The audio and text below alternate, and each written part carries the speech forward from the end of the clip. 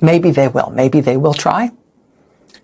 But Iran is a huge, complex country. It is 92 million people. That is more than triple the population of Iraq or Afghanistan when we started our disastrous regime change wars in those two countries 2 decades ago. Iran has considerable regular military forces, but it also has a huge Revolutionary Guard force, which has effectively its own army, its own navy, its own intelligence service, its own special forces. It also plays a huge role in the massive, suffocating, brutal domestic security services that are happy to terrorize the Iranian people in the best of times and to massacre the Iranian people in the worst of times, which they have done in the last 8 weeks. The Iranian Revolutionary Guard Corps has massive economic interests. They have a huge hold on multiple sectors of the Iranian economy.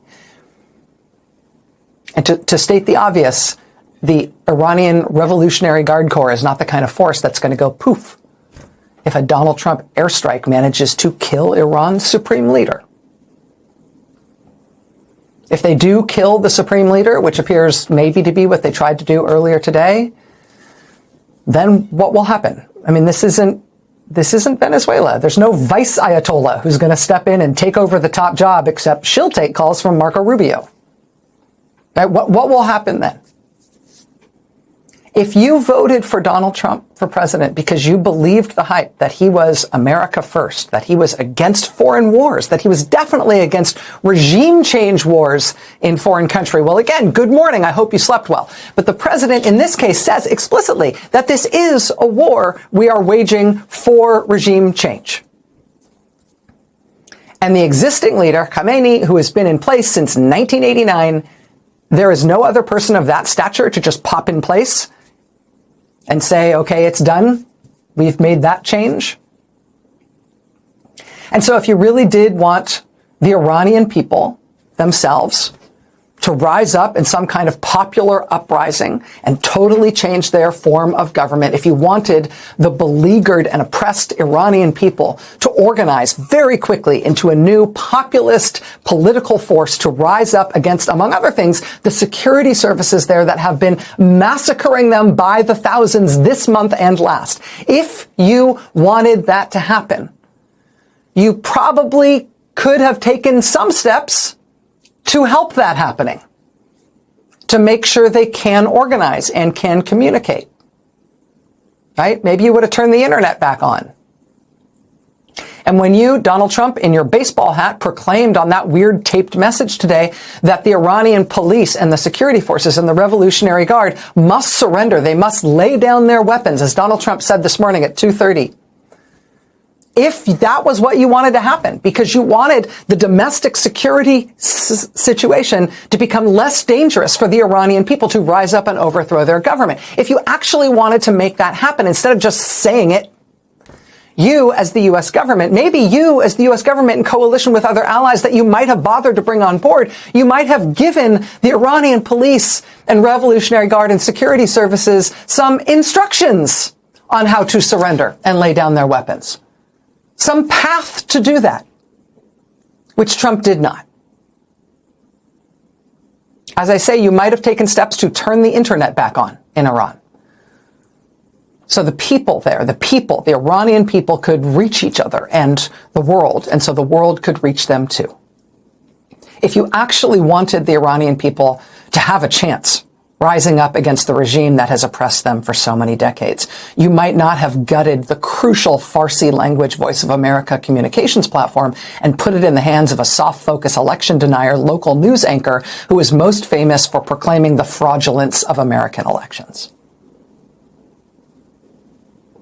If this is a regime change war, as Trump says it is, because Trump is seriously hoping the Iranian people will complete the job for him, it is worth knowing that there has been no serious or even unserious effort by the United States to make it possible to succeed. And so why did Donald Trump just start this war? Why is this happening?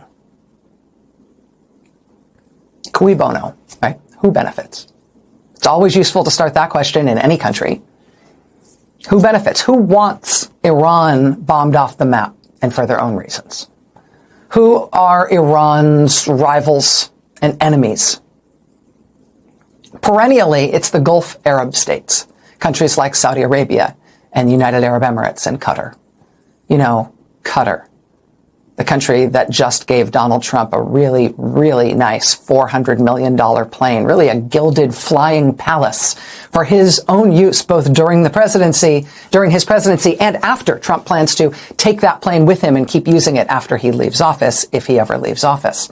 And you remember the United Arab Emirates, famous for recently structuring a totally pointless crypto financial transaction so that $2 billion of it would be stuffed into the Trump family's otherwise worthless brand new crypto financial firm. And of course, you remember the Saudis, who stuffed another $2 billion into the pockets of Trump's son-in-law, Jared Kushner, just as Trump's first term in office came to a close. You might remember enough people were alarmed about that when it happened that the Trump folks actually sort of bothered to come up with an excuse for what made that okay. They said, don't worry, Jared will never again work for the U.S. government. He's never coming back to Washington. So it's okay that he's taken all this money from the Saudis now. We will never have to worry about having somebody involved in U.S. policy who has also just been given billions of dollars by Saudi Arabia, apparently for no reason. Well, that was the explanation when he took all that money from the Saudis at the end of Trump's first term. And now today, who has been leading the negotiations on behalf of the United States government with Iran before we just started this war with them today?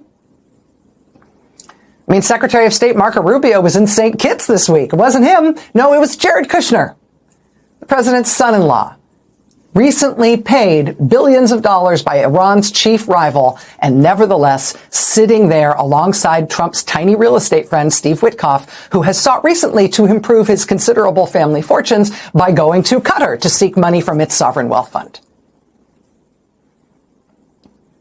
Weird that those talks didn't work, right? It's like if you were having a backyard dispute with your neighbor, you know, hey, your new fence crosses the property line, comes over into my yard. That tree you just cut down, that hedge you just cut down, hey, that was mine. You're having a neighborly dispute with your neighbor on your block. And the cops break down your door with a battering ram. They arrest you and your whole family. They ransack your house, and then they light it afire and bulldoze it. And they tell your neighbor, hey, it's all done. You can take his whole backyard and you can take his house now too. And as you're trying to figure out why this has just happened, you come to learn that your neighbor has been paying massive bribes to the police in your town. Oh, that's what's going on.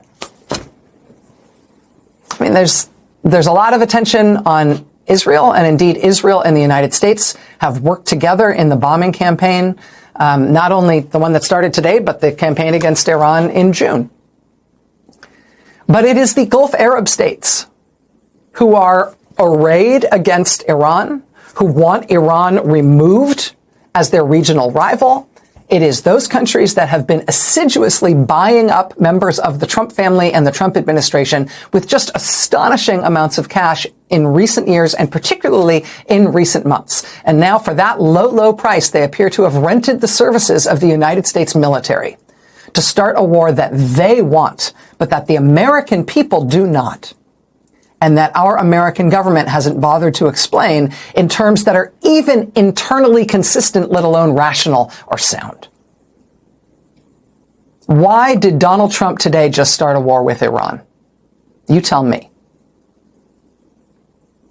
The New York Times editorial board writes today that in this second term, Trump's, quote, appetite for military intervention grows with the eating. And that seems just observably true. Iran doesn't have ballistic missiles that can reach us. Iran has not achieved some kind of breakthrough in nuclear enrichment that is a new sudden emergency. Iran isn't about to have a nuclear bomb. And I think it's fair to say this is not about Donald Trump's emotional desire to provide support to the Iranian people. If it were, we might actually be supporting the Iranian people. Maybe it's for oil, as the president daydreams himself into another 19th century war fantasy of conquering some foreign land he doesn't understand or care about, but he would like to rob them of their natural resources. Maybe he thinks Iran and its proud 92 million people will happily and easily become a new colony in an empire.